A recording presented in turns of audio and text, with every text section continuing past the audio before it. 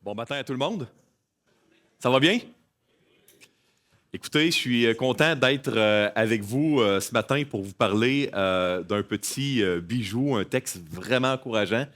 Vous savez, quand on regarde la Bible, moi j'ai observé qu'il y a une chose en particulier qui, quand elle est faite, amène Dieu, excusez-moi l'expression, mais à sortir la grosse artillerie. Par exemple, avez-vous remarqué quand, dans le livre de l'Exode, Pharaon dit: Moi, l'Éternel, pourquoi j'obéirais? J'ai mes dieux, moi, en Égypte. Hein? Paraphrase, là. Ouf, ça a déclenché les 10 plaies d'Égypte. Le pays a été à feu et à sang. Dans le livre de Samuel, quand les Philistins ont le malheur de prendre l'arche de l'Alliance et de le mettre dans le temple de Dagon, ouf! Là, soudainement, ils l'ont renvoyé, l'arche, hein, parce que il n'y a pas aucune ville des Philistins qui voulait l'avoir, parce que Yahweh n'est pas plus grand uniquement que les dieux de l'Égypte. Il est plus grand que Dagon. Dans le livre des rois, quand Rabshakeh, l'officier assyrien, avec des troupes immenses de la plus grande puissance du monde, est aux portes de Jérusalem, il a le malheur de dire que Yahweh, ton Dieu, ne t'abuse pas, hein, il ne te sauvera pas de notre main. La nuit d'après, un ange au singulier a tué 185 000 soldats. Ils étaient tous morts.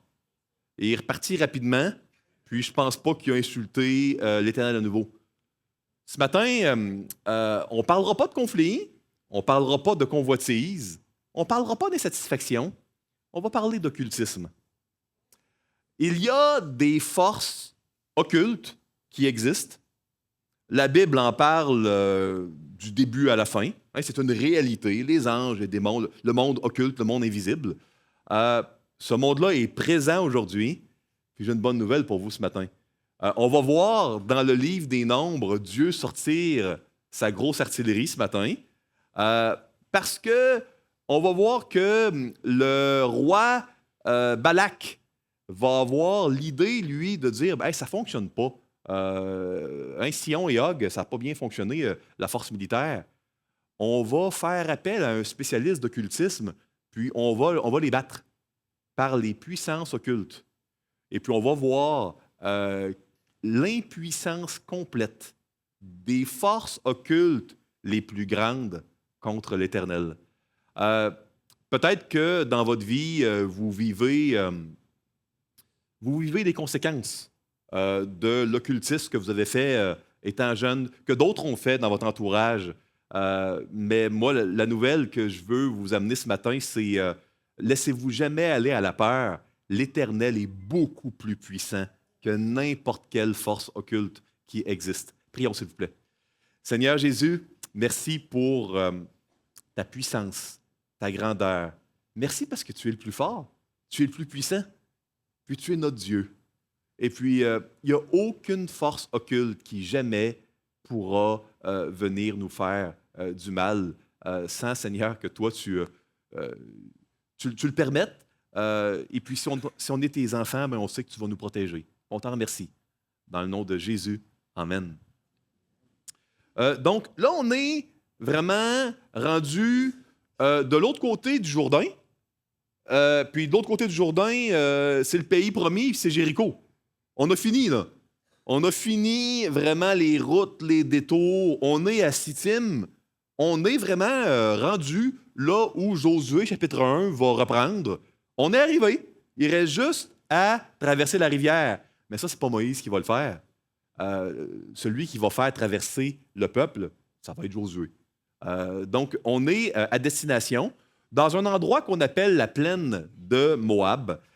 Et puis, là, on va rentrer dans un beau bloc de 3 chapitres. Rassurez-vous, je vais vous lire uniquement le chapitre 22. Il est quand même long. Mais je vais vous décrire un peu ce qui se passe dans le chapitre 23 et 24 parce qu'on tombe dans un triple narratif de 3 chapitres et on ne peut pas vraiment apprécier ce qui se passe dans le chapitre 22 sans lire, au moins comprendre ce qui se passe dans 23-24. C'est vraiment bien fait, vous allez voir. En même temps, j'ai un avantage. Le fait de vous parler de 23 et 24 aujourd'hui va me permettre demain matin de tomber directement à 25. Il va quand même me rester de 26 à 36 aussi à vous parler si on veut avoir couvert tout le livre des Nombres. On va voir dans les chapitres 22, 23, 24 trois cycles. Donc, 3 chapitres et 3 cycles. Dans chacun des cycles, il va y avoir 3 choses. Vous allez voir, le chiffre 3 ne fait que commencer de revenir. Ça, cette manière d'arranger un récit avec des symétries ou 3 fois 3 éléments, je le répète, c'était la manière, il y a 3500 ans, dont on écrivait pour mettre en relief quelque chose. OK? Donc, on va toujours voir un sacrifice, ou en fait, ce n'est pas vraiment vrai ce que je vous dis. Il va y avoir 7 sacrifices, à la fois de taureaux et de béliers, OK? Sur 7 autels. Donc, on va avoir sacrifice avec un S, on va avoir une rencontre avec l'Éternel, puis on va avoir un oracle. Un oracle, c'est le mot un peu spécialisé là, qui veut dire un message de l'Éternel, tout simplement. Donc, sacrifice, rencontre, message de Dieu. Ça va donc 3 éléments qui vont survenir 3 fois. OK? Et puis, ça va être vraiment dans le but de chercher à maudire et puis à utiliser les forces du mal pour détruire Israël. Hein, l'épée de Sion et de Og ne fonctionne pas. Peut-être qu'avec les forces du mal, on pourrait les détruire. Et ça ne réussira pas. Balaam va bénir au cycle 1. Il va se reprendre avec un autre endroit, tu sais, puis il va essayer plus fort. Puis là, il va être forcé de prophétiser, de bénir encore plus fortement, puis de prophétiser encore plus fortement la victoire. Puis rendu à la 3e fois, ça se garde pour Balaam. Là, il est rendu dans un discours prophétique exalté, et puis là, il annonce la venue d'un Messie très puissant qui va venir. Donc, on a vraiment un momentum. Plus il essaie avec les forces occultes de maudire et détruire Israël, plus Dieu le force à annoncer avec puissance des événements victorieux pour le peuple de Dieu. Donc ça, c'est vraiment de 22, 23, 24. On va lire que le 22, mais lisez vraiment le chapitre 23, 24, puis remarquez comment il va y avoir des triades partout. Okay? Et puis ça, vous dites, ah, s'il y a des triades, c'est des choses importantes, qu'on voulait mettre du marqueur surligneur jaune dessus. Ça va jusque-là? C'est bon? Donc, ici, on a le cycle 2. Je vous ai mis ici dans le PowerPoint, c'est où les cycles avec les références. Comme ça, si vous lisez 22, 23, 24, vous pouvez dire, ah, OK, c'est le cycle 1, puis, OK, c'est où les sacrifices, c'est où qu'on a la rencontre avec Dieu et où qu'on a les oracles. Donc, on a dans le 2e cycle, il ne peut pas aller contre l'ordre de Dieu, il proclame la force d'Israël sur les nations. Et le 3e, on a le fameux nombre 24, 17. Hein? C'est le climax. Un Messie va être annoncé. Un astre sort de Jacob. Un sceptre s'élève d'Israël. Et on sait dans l'Apocalypse, hein, on sait c'est qui, nous, l'étoile du matin. On sait c'est qui le sceptre qui va s'élever de Jacob. Sous l'inspiration divine, on sait dans l'Apocalypse que c'est le Christ. C'est notre Seigneur à nous, qui a été annoncé par ce spécialiste de l'occultisme-là. Donc ça, c'est le cycle 3. Au chapitre 22, qui est celui qu'on va couvrir ensemble, on va voir 3 choses. On va voir que le roi Balak, il a peur d'Israël. Puis le mot peur, c'est pas le mot régulier. Il y a un mot très courant en hébreu ancien, le verbe yaré, pour avoir peur. Ça, c'est vraiment un mot, là, il est terrorisé. Parce que là, le peuple est rendu, on a 2,1 millions de personnes, on a 603 550, un peu moins, on va le voir dans le nombre 26, le 2e recensement, mais à peu près le même nombre, ultimement. Hommes de guerre, ça fait peur. Qu'est-ce qui va se passer? Il y a 2 rois puissants, Og et Sion, puis le roi d'Arad aussi, un 3e qui a été battu. Qu'est-ce qui va se passer? Balak a peur. Il appelle le plus grand spécialiste d'occultisme de l'époque. Il n'était pas dans son pays, là. Il venait de loin, Balaam. Il va chercher le plus puissant spécialiste d'occultisme pour maudire Israël. C'était une coutume dans ce temps-là. On pensait qu'on pouvait manipuler les dieux. Puis ceux qui ont lu des textes hors bibliques de cette époque-là, un peu Hérodote d'Halicarnasse, puis des vieux livres de cette époque-là, vous voyez que c'était... Oui, on essayait de manipuler vraiment les dieux par la Pythie à Delphes ou différents oracles des prophètes. Et puis après ça, on voit donc Balaam et Balak qui essaient de contrôler Dieu sans succès. C'est le contraire qui se passe. Donc, le peuple d'Israël, ce qui est surprenant, c'est qu'il semble que dans le moment présent, ils ne se rendront pas compte de grand-chose. On n'a pas à avoir peur. Quand on voit des manifestations occultes, on n'a pas besoin de tout comprendre. On ne sait même pas tout ce qui se passe présentement, tout comme le peuple d'Israël. Mais Dieu est tellement plus fort. Et s'il y a un moment dans la Bible où le Seigneur il sort une puissance vraiment très, très forte, c'est quand il y a des gens qui essaient d'attaquer ses enfants avec les forces du mal. Lisons les versets 1 à 4. Hey, j'ai oublié de mettre ton chronomètre. En tout cas, vous m'avertirez si j'exagère et je dépasse les bornes. Versets 1 à 4. Les enfants d'Israël partirent et ils campèrent dans les plaines de Moab, au-delà du Jourdain, vis-à-vis de Jéricho. Balak, fils de Tsippar, vit tout ce qu'Israël avait fait aux Amoréens. Et Moab fut très effrayé en face d'un peuple aussi nombreux. Il fut saisi de terreur en face des enfants d'Israël. Moab dit aux anciens de Madian, « Cette multitude va dévorer tout ce qui nous entoure, comme le bœuf broute la verdure des champs. » Balak, fils de Tsippar, était alors roi de Moab. Donc, en hébreu ancien, il y a un verbe pour brouter. Puis ici, en français, on dit, tu sais, la multitude va dévorer comme le bœuf qui broute, mais si on voulait traduire littéralement, c'est le même verbe en hébreu qui revient. Donc, cette multitude-là va brouter partout comme un bœuf peut brouter toute l'herbe. C'est vraiment le même mot. Ils vont tout détruire. On voit la mention que je vous avais mentionnée cette semaine, comment la présence des enfants de Dieu amène toutes sortes de réactions. Il y a un monde invisible.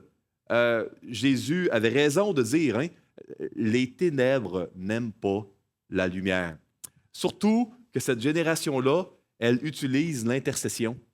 Et puis, ça amène vraiment le Seigneur à pouvoir transférer les bénéfices de sa fidélité. Le Seigneur est toujours fidèle, mais si on n'intercède pas, ben, on se prive des beaux cadeaux de Dieu. Donc, on voit ici un peu tout ça. Israël devient une menace simplement en existant. Et c'est parfois comment on peut se sentir peut-être dans notre société, dans notre entourage, auprès des gens qui ne connaissent pas le Seigneur. Des fois, on peut sentir qu'on dérange uniquement en étant là et en vivant notre foi. Balaam, ah oui, chose très intéressante. Balaam a réellement existé. Bien sûr, la Bible l'enseigne. Mais laissez-moi vous raconter une histoire. Un archéologue néerlandais dans les années 60, un des spécialistes mondiaux de l'époque en archéologie des poteries, faisait des fouilles, en fait, à Pétard, sur le fleuve, là où Balaam va être cherché. Et on a découvert la fameuse stèle de Deir Allah. Et je vous le montre ici. Fait que ça ici, c'est une fouille, une photo vraiment de la stèle de Deir Allah. Deir Allah, c'est Pitri ou encore Pétard sur le fleuve, le lieu où Balaam était. Hein. Je vais vous montrer c'est où sur une carte. Je vais parler un peu du Yabok. C'est là où le Yabok rejoignait le Jourdain. Ici, vous avez ce qui est écrit. C'est honnêtement de l'araméen, forme un peu ancienne. Le même là, que si vous lisiez Daniel 2.10 jusqu'au chapitre 7. Donc, on peut le lire. Ce n'est pas un langage qui est inconnu. Et, chose intéressante. Puis là, il faut que je me limite parce que c'est passionnant les fouilles qui ont été faites dans les années 60 par cet archéologue-là. Il y a un gros livre qui relate toutes ces fouilles-là. Vous avez des photos, vous avez des explications. les correspondances bibliques sont surprenantes. Ce qui est intéressant, c'est que je vais vous donner une partie de la traduction de la stèle ici. Ça commence en langage araméen ancien. Ceci est le livre de Balaam, fils de Béar, un voyant des dieux. Les dieux lui sont apparus la nuit, et ils parlèrent selon l'oracle d'El, et ils parlèrent à Balaam, fils de Béar, en ces termes. Là, j'ai mis des petits points. Là, tu as un livre complet, tu as des visions de fin du monde avec entre deux forces. C'est remarquable de savoir que deux choses. Les 11, puis j'arrête là, puis je reviens au texte, là. Les 11 tablettes qu'ils ont retrouvées, ils datent de quand? À Pétard sur le fleuve. Les 11 tablettes, ils datent exactement de la période de Nombre, chapitre 22. Les enfants d'Israël sont sortis en 1446, avant Jésus-Christ. 40 ans plus tard, on rentre aux alentours de 1406, 1405. Bien, regardez, ça date entre 1550 et 1200, les 11 tablettes. Maintenant, comment j'ai pu vous dire qu'il était connu mondialement, Balaam? Savez-vous pourquoi? Parce que, bien que les rouleaux, les tablettes datent de l'époque, la stèle ici, dont vous avez la photo, elle date de 750 ans plus tard. Ça veut dire qu'à Pétard sur le fleuve, 750 ans après Balaam, il y avait encore des stèles qui parlent de lui. Donc, c'était vraiment le spécialiste occulte connu de l'époque, dont on continuait à en parler et à garder ses écrits 750 ans après. Balak est allé chercher la plus grosse artillerie qu'il connaissait, puis il est allé loin. Je vous montre rapidement une carte. Ah, j'ai pas mis de carte. J'espère que j'ai une carte quelque part. Bougez pas. Ah, good. Bon. Ouf. Regardez, ici, là, vous avez la mer Rouge, la mer Morte, excusez-moi, puis le lac de Tibériade, la mer de Galilée. Donc ici, on est de l'autre côté du Jourdain, on est juste ici où il y a mon pointeur vert. Regardez, on fait 400 000 pour aller à Pétard sur le fleuve. On dépasse le Liban. Hey, 400 000, c'est vraiment loin, là. Regardez la distance ici pour faire venir le plus grand spécialiste d'occultisme de l'époque. Puis regardez ce qu'ils ont fait du Mont Sinaï. C'est plus loin aller chercher Balaam que de partir du Mont Sinaï puis arriver au pays promis. Donc, il est allé chercher vraiment le gars le plus fort en occultisme de l'époque. Donc, là, je reviens ici. Puis, je reviens, dans le fond, au verset 5 à 36. Allez, vous allez dire, il a oublié le chronomètre. Il en profite, hein? Peut-être un peu. Bon, verset 5. Il envoya des messagers auprès de Balaam, fils de Béar, à Pétard sur le fleuve. Vous avez vu, c'est où? C'est très loin. Dans le pays des fils de son peuple, afin de l'appeler et de lui dire, « Voici, un peuple est sorti d'Égypte. Il couvre la surface de la terre et il habite vis-à-vis de moi. Viens, je te prie, maudis-moi ce peuple, car il est plus puissant que moi. Peut-être ainsi pourrais-je le battre et le chasserai-je du pays, car je sais que celui que tu bénis est béni et que celui que tu maudis est maudit. » Donc, il est plus puissant, il est très nombreux. Vous allez lire des blogs, des fois, qui disent « Non, c'est la Bible a exagéré, ils ne sont pas tant de monde, ils ne sont pas 605, 603 000 personnes. » Oh oui, c'est pour ça que tout le monde a peur. Que Édom ne veut pas le laisser passer, ni Sion, ni Og, qu'on va aller à l'autre bout du monde chercher quelqu'un. Et on le dit, là, ils sont très nombreux. Ils étaient vraiment très nombreux. Verset 7. Les anciens de Moab et les anciens de Madian partirent, ayant avec eux des présents pour le devin. Ils arrivèrent auprès de Balaam et lui rapportèrent les paroles de Balak. Balaam leur dit, « Passez ici la nuit, et je vous donnerai réponse d'après ce que l'Éternel me dira. » Il va vraiment citer Yahweh. Il dit, « moi, d'après ce que Yahweh va me dire, je vais pouvoir vous répondre. » Et les chefs de Moab restèrent chez Balaam. Dieu vint à Balaam et dit, « Qui sont ces hommes que tu as chez toi? » Balaam répondit à Dieu, « Balak, fils de Tippar, roi de Moab, les a envoyés pour me dire, Voici, un peuple est sorti d'Égypte, et il couvre la surface de la terre. Viens donc, maudis-le. Peut-être ainsi pourrais-je le combattre et le chasserai-je. » 12. Dieu dit à Balaam, « Tu n'iras point, avec eux. Tu ne maudiras point ce peuple, car il est béni. Balaam se leva le matin et il dit au chef de Balak, allez dans votre pays, car l'Éternel refuse de me laisser aller avec vous. 14. Et les princes de Moab se levèrent, retournèrent auprès de Balak et dirent, Balaam a refusé de venir avec nous. Là, on ne mentionne pas là, que c'est parce que le peuple est béni, on omet de parler de Yahweh. Donc, être un messager de mauvaises nouvelles, vous allez voir si vous lisez le livre de Samuel, puis c'était pas récompensé. Les rois pouvaient te tuer.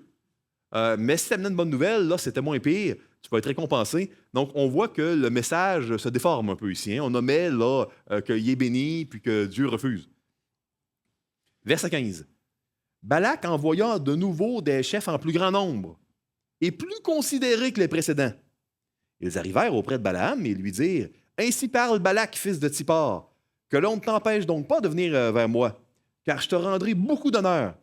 Et je ferai tout ce que tu me diras. Viens, je te prie, maudis-moi ce peuple. Le roi est désespéré, puis il ne veut pas recevoir non comme réponse. On va envoyer plus de personnes, plus de cadeaux, mais il faut s'en sortir. 18.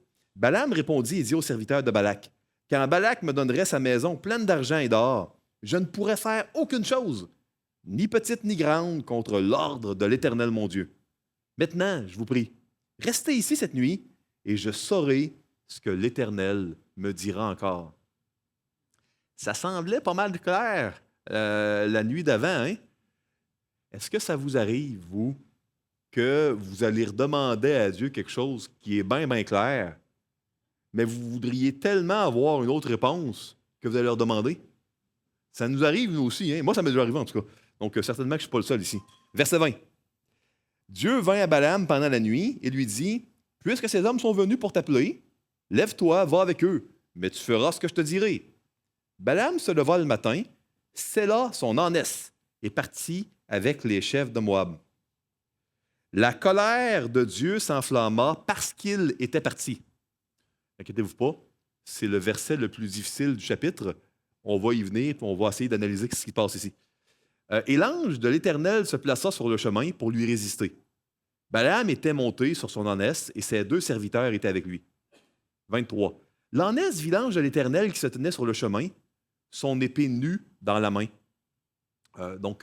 Épée nue dans la main, c'est, on pourrait dire en français moderne, l'épée qui n'est pas dans le fourreau, hein, qui est dégainée. D'ailleurs, quand vous voyez dans l'Ancien Testament l'ange de l'Éternel pour la guerre, l'épée est toujours dressée, dégainée. Josué 5, c'est épée dégainée. 2 Samuel 24, épée dégainée. Et on va voir à la fin des temps, dans le récit de l'Apocalypse, que l'épée va être dégainée quand Jésus va revenir avec ses armées. Ici, l'épée nue dans sa main. Oui, elle se détourna du chemin et alla dans les champs. Balaam frappa l'ânesse pour la ramener dans le chemin. L'ange d'Éternel se plaça dans un sentier, entre les vignes. Il y avait un mur de chaque côté. L'ânesse vit l'ange d'Éternel.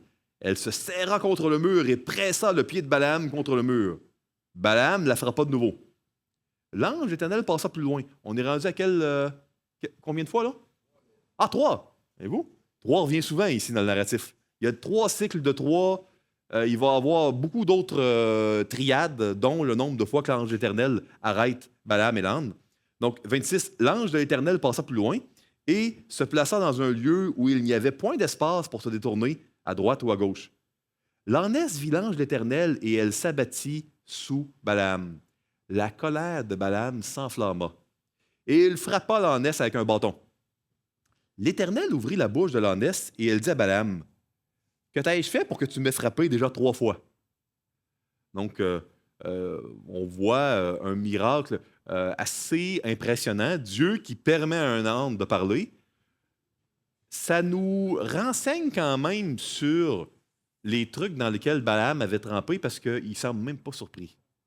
Le gars est habitué de gérer des trucs surnaturels, puis c'est un âne qui se met à parler n'est probablement pas la chose la plus hors norme que Balaam a vue. Pour qu'on parle de lui 750 ans après, il semble que dans le mauvais sens du terme, hein, d'une manière démoniaque, il était définitivement quelqu'un qui avait vu des choses là, spéciales. Donc, qu'as-tu fait pour que tu m'aies frappé déjà 3 fois? Balaam répondit à l'ânesse, c'est parce que tu t'es moqué de moi. Si j'avais une épée dans la main, je te tuerais à l'instant. L'ânesse dit à Balaam, ne suis-je pas ton ânesse que tu as de tout temps monté jusqu'à ce jour? Ai-je l'habitude de faire ainsi? Et il répondit non. L'Éternel ouvrit les yeux de Balaam. Et Balaam vit l'ange de l'Éternel qui se tenait sur le chemin, son épée nue dans la main. Là, il est impressionné. Et il s'inclina et se prosterna sur son visage. L'ange de l'Éternel lui dit, « Pourquoi as-tu frappé ton ânesse déjà 3 fois? Voici, je suis sorti pour te résister, car je te vois suivre un chemin qui mène à la perdition. L'ânesse m'a vu, et elle s'est détournée devant moi déjà 3 fois. Si elle ne s'était pas détournée de moi, je t'aurais même tué, et je lui aurais laissé la vie. » Donc, vous voyez, hein, on est dans un texte satirique, où Dieu, quand on sort le plus puissant, la plus puissante force occulte, lui, il veut l'attirer en dérision. Il veut en rire, puis il veut montrer que le plus grand des voyants, qui est supposé tout voir, il se prénomme, un des titres de Balaam, on va le voir d'ailleurs dans Nombre, chapitre 23, c'est l'homme à l'œil ouvert. Tu sais qu'il y a un œil spécial qui voit tout. Ben, Dieu veut dire, regarde, t'as pas vu ce qu'un âne voyait, puis l'âne ne serait pas mort, mais toi, je t'aurais tué. Donc, c'est un peu la dérision, la satire ici qu'on est supposé sentir. 34. Balaam dit à l'ange de l'Éternel, « J'ai péché, car je ne savais pas que tu étais placé au-devant de moi sur le chemin. Et maintenant, si tu me désapprouves, je m'en retournerai. » 35. L'ange de l'Éternel dit à Balaam, « Va avec ces hommes, mais tu ne feras que répéter les paroles que je te dirai. » Et Balaam alla avec les chefs de Balak. Balak apprit que Balaam arrivait, et il sortit à sa rencontre jusqu'à la ville de Moab, qui est sur la limite de l'Arnon, à l'extrême frontière. Donc, on voit ici définitivement que Balaam se rend à destination. Donc, il a fait tout le travail, tout le chemin de Pétard sur le fleuve jusqu'au pays de Moab, ici, à côté là, du peuple d'Israël. Je vous fais souligner, juste pour si vous lisez le passage, il y a d'autres paires. Des triades, il y en a partout dans ces 3 chapitres-là.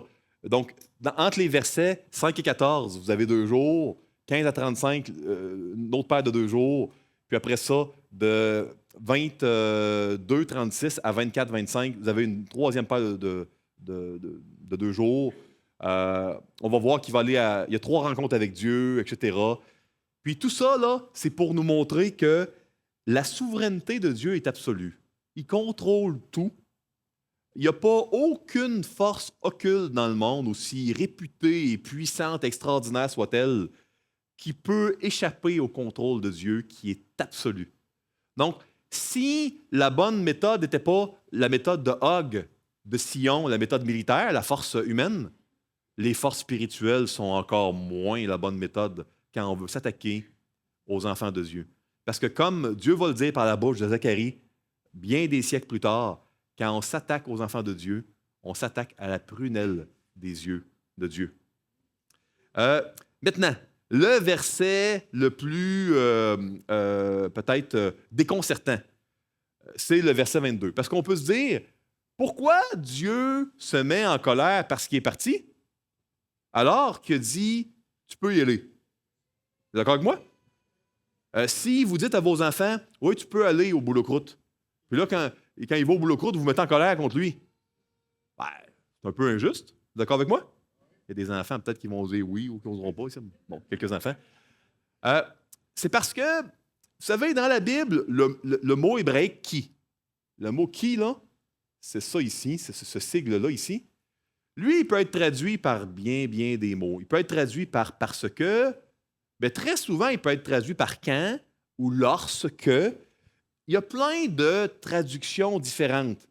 Maintenant, que le contexte soit votre guide. Si vous avez à traduire un texte hébraïque avec le mot qui, puis selon le contexte, vous allez choisir si vous le traduisez par lorsque, quand ou parce que. Parce qu'il peut vouloir dire tout ça. Il y a un champ lexical très large. C'est le contexte qui doit vous guider. Ça va jusque-là? Donc, ça aurait été légitime de le traduire lorsque. ou quand. Il est souvent traduit comme ça en passant dans nos Bibles, hein. Et puis là, ben, ça fait plus de sens. Parce que au lieu d'être la colère de Dieu s'enflamma parce qu'il était parti, ça devient la colère de Dieu s'enflamma lorsqu'il était parti. Euh, et puis ça ferait du sens. Parce que, vous savez, Dieu lui avait dit de ne pas aller au départ.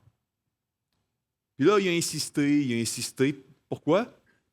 Parce qu'il y avait des chefs plus considérés, puis plus de cadeaux. Puis dans le fond, il voulait y aller.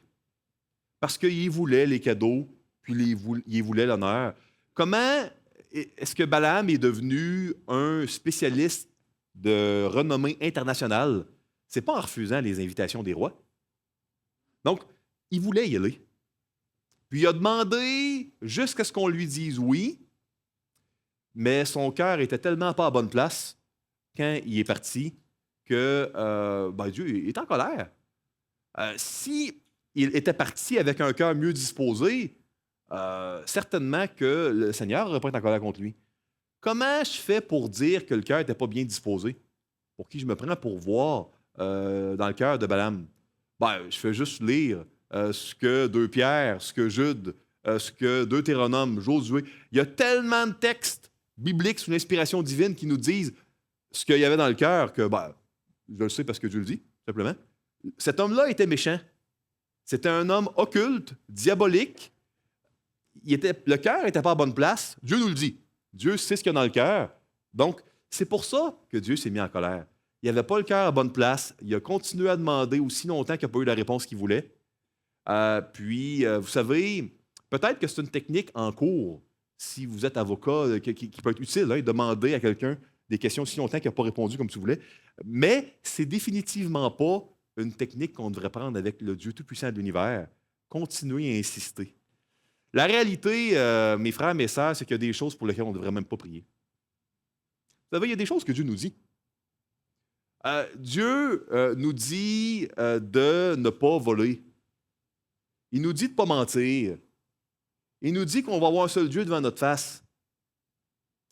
Dieu nous dit de ne pas commettre l'adultère. Vous savez, on peut essayer de tordre les choses puis trouver des excuses, mais ultimement, il y a bien des choses pour lesquelles on n'aurait même pas besoin de prier parce que Dieu nous le dit. Et puis, on a ici quelqu'un qui a été laissé à lui-même. Ce n'était pas un enfant de Dieu. Son cœur était méchant. Et puis, définitivement, qu'il a été sous la colère de Dieu. Ici, je vous ai mis 2 versets là, qui nous montrent que le qui est traduit dans lorsque dans les Bibles. C'est le seul but de ces versions-là. Donc, je vous ai mis Nombre 33. Parle aux enfants d'Israël et dis-leur lorsque vous aurez passé le Jourdain. Puis dans Osée 11.1, quand Israël était jeune. Donc, le seul but de ces versets-là, c'était de vous montrer, il y en a d'autres, hein, que le qui est traduit par quand ou lorsque ailleurs dans la Bible. C'est le seul but ici. Donc, c'est pas parce qu'il est parti, c'est quand il est parti ou lorsqu'il est parti que Dieu est en colère contre lui, puis parce que son cœur n'était pas à la bonne place. Ça va jusque-là? Parfait. Pourquoi Balaam ne s'est pas arrêté? Pourquoi il n'a pas écouté la première fois? Je vous l'ai dit, il voulait à tout prix avoir les bonnes choses matérielles. Il y a certainement ici une leçon à tirer pour nous quand on veut trop quelque chose. Ça peut nous amener à être... On a beau connaître la Bible, connaître le Seigneur depuis 20 ans, 30 ans, 50 ans, peu importe. Si on se met à vouloir beaucoup quelque chose, on devient aveugle. On devient aussi aveugle que le voyant Balaam à l'œil ouvert. Puis on ne verra plus des choses que même un âne pourrait voir. C'est ça la leçon. Soyons prudents à nos passions. Paul va dire à son jeune protégé de les fuir, puis de rechercher plutôt la droiture, hein, la justice, avec les bonnes personnes, dans 2 Timothée. Pourquoi un récit d'âne? Pourquoi Dieu fait un miracle aussi spectaculaire que de faire parler d'un âne? Pourquoi avec l'ange éternel? Je vous l'ai dit, quand les forces occultes se liguent contre les enfants de Dieu, Dieu sort la grosse artillerie. C'est spectaculaire, c'est flamboyant. Et puis Dieu voulait tirer en dérision. Quelle meilleure manière de tirer en dérision le plus grand spécialiste en montrant qu'un âne a pu faire mieux que lui. Et c'est carrément ce qui s'est produit. Un âne a pu voir plus que le plus grand spécialiste que Balak a fait venir. Donc, c'est comme ça qu'on doit comprendre le texte. Dieu qui veut ridiculiser les forces occultes, les tirer en dérision, en parler de manière satirique. Versets 37 à 41 maintenant.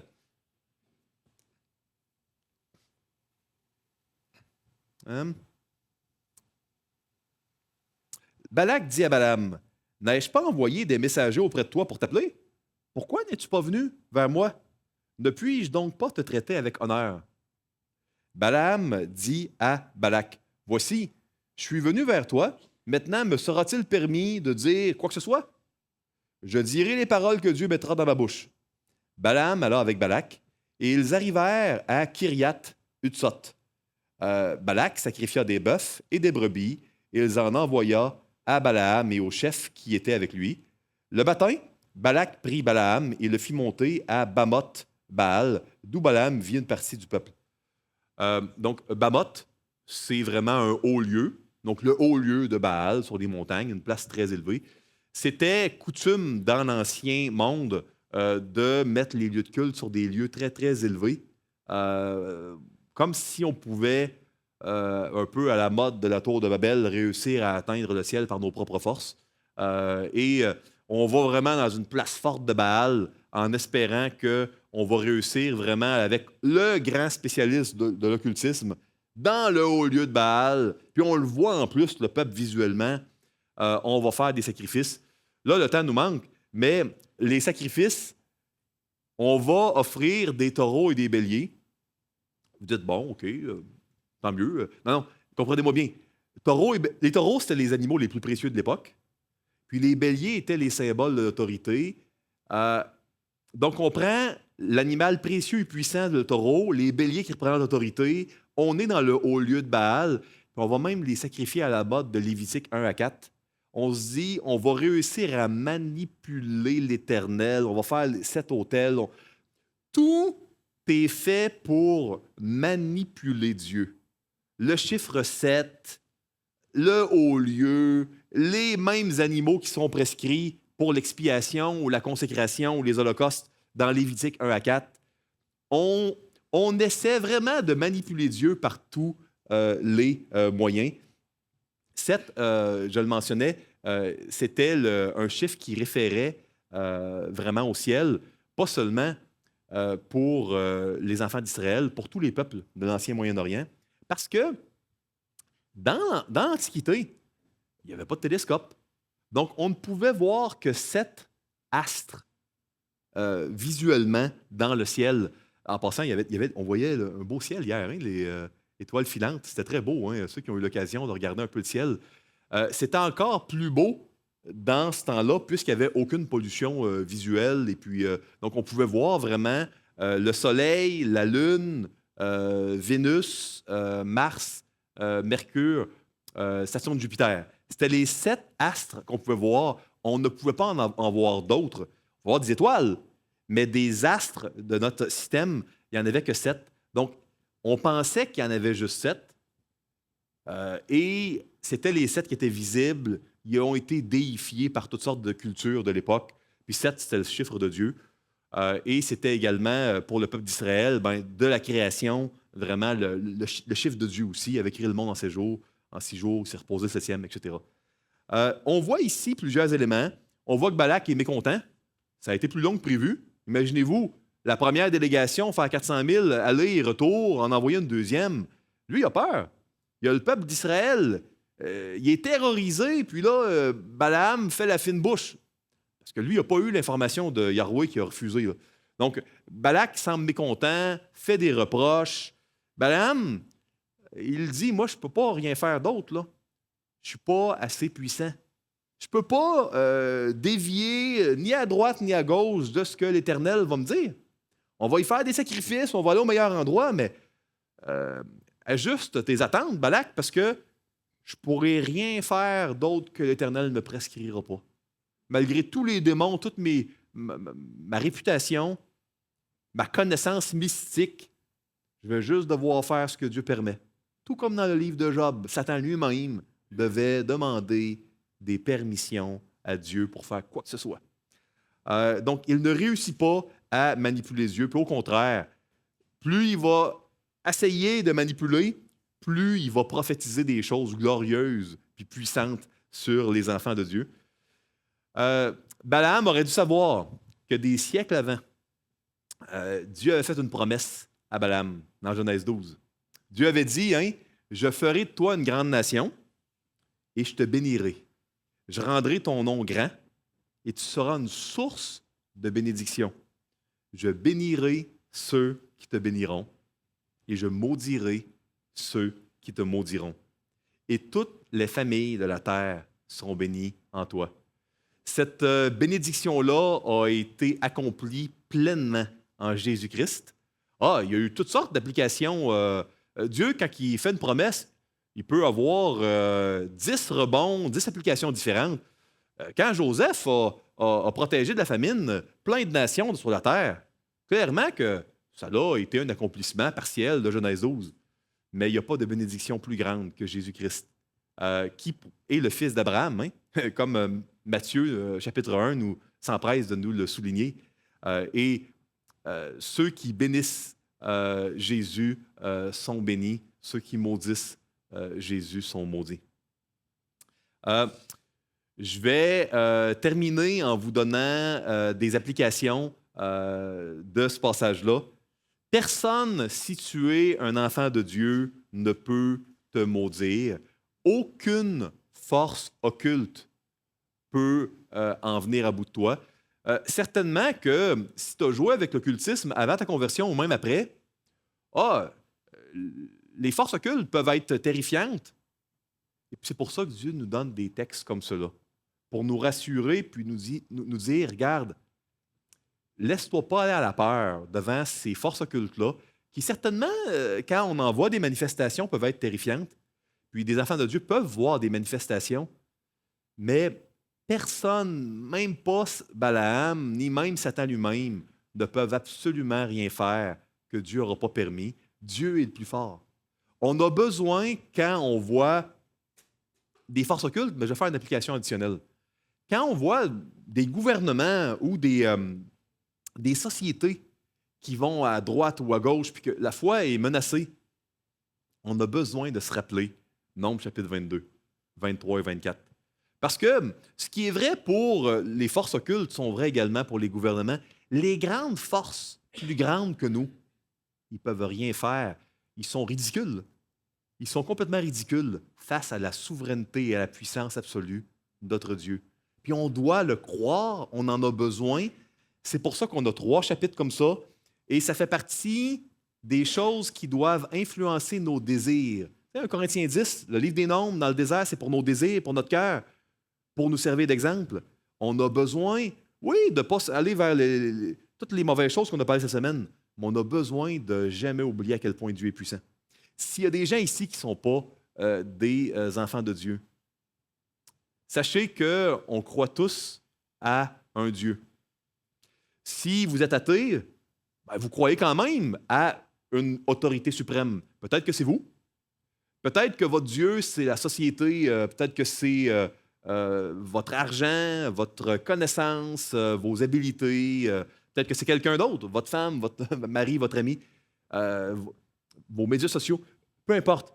Moi, je vais vous dire une chose. S'il y a quelqu'un ici qui a un Dieu autre que Jésus-Christ, est-ce que c'est vraiment à ce Dieu-là que vous voulez confier votre vie? Est-ce que vous croyez que votre Dieu est le plus fort? Est-ce que, quand vous voyez des choses épeurantes, votre Dieu va vous sauver? Est-ce que ce Dieu-là que vous servez, les dieux du Québec, matérialisme, sexualité, est-ce que ça va vraiment vous donner le bonheur puis vous amener dans l'autre vie, dans l'éternité, dans le royaume de Dieu? Si vous n'êtes pas un enfant de Dieu, croyez en Jésus-Christ, mettez votre foi en Jésus. Repentez-vous de vos fautes. Voyez vos fautes sur Jésus à la croix, comme on a vu hier soir. Croyez, mettez votre foi et devenez un enfant de Dieu. C'est aussi simple, aussi difficile, mais aussi simple que cela. 2, la Bible est vraiment la parole de Dieu. Tu peux t'appuyer sans réserve sur elle. Parenthèse au point numéro 2, si vous allez en Jordanie, allez vraiment à Amman, voir le musée d'archéologie de la Jordanie, puis allez le voir de vos propres yeux, la stèle de Deir Allah. Elle est là. Vous pouvez aller en Jordanie la voir au musée d'archéologie là-bas, et vous allez la voir, cette stèle-là, qui date de plus de 2000 ans. Vous allez pouvoir voir les rouleaux qui datent les tablettes qui datent de cette époque-là. La Bible est la parole de Dieu. C'est pas surprenant que tout le temps, les découvertes archéologiques, faites parfois par des incroyants, confirment plein de détails de la parole de Dieu. 3, il y a des choses pour lesquelles on ne devrait même pas prier. Quand Dieu nous dit quelque chose dans sa parole, soyons pas en train de nous tromper nous-mêmes en priant. On est malheureusement avec le venin de cette folie, la présence du péché en nous, Paul l'appelle ça la chair. On a ça en nous, puis ça nous rend très susceptibles à croire nos propres mensonges. Trompons-nous pas nous-mêmes. Il y a des choses pour lesquelles on ne devrait même pas prier. Je vois qu'il y a quelques jeunes ici. Sachez que le Seigneur, il ne veut pas que vous alliez vers des incroyants si vous n'êtes pas mariés pour passer votre vie. C'est l'erreur qu'a fait Salomon, ça a tourné de Dieu. Et puis, vous savez, c'est très important que vous ne demandiez pas ce genre de choses-là à Dieu. Dieu peut vous abandonner à votre propre folie après un certain temps. Maintenant, je parle des jeunes qui ont l'opportunité. Maintenant, on peut être dans un mariage et puis là, c'est différent si on est déjà marié, qu'on se convertit. 4, je termine avec ça. Si Dieu peut utiliser un âne en lui donnant le don de parole temporairement pour parler aux plus grands spécialistes occultes de l'époque, bien Dieu peut utiliser n'importe qui pour nous enseigner. Ne soyons pas dans l'élitisme et puis l'orgueil et l'arrogance, qu'on peut juste être exhortés, nous, par une élite. Et puis que dès qu'on a des gens là, qui ne sont pas dans cette élite-là, ben, on ne se laissera pas exhorter puis trop enseigner. Puis, ça, c'est pas comme ça que Dieu fonctionne. Dieu se plaît à prendre quelqu'un peut-être qui s'est converti avant hier. Puis il a lu la Bible une fois, lui. Ben, il s'est converti avant hier. Il a lu la Bible une fois, puis il vient t'exhorter avec son verset qu'il a lu. Ça, c'est la manière de faire de Dieu, parce que Dieu fait grâce aux humbles et il résiste aux orgueilleux. Soyons pas comme Balaam, endurcis, méchants, dans une arrogance où ça prend vraiment des interventions de Dieu comme ça pour nous humilier. Soyons enseignables. Si Dieu a pu se servir d'un âne, il peut se servir de n'importe qui pour venir vous enseigner. Et à l'inverse, soyez pas trop intimidés si Dieu vous met à cœur d'aller exhorter quelqu'un. Il est capable de se servir de vous, Dieu. Il s'est servi d'un âne. Donc, vous n'êtes pas un âne ici, hein? Bon, ben, Dieu peut se servir de vous.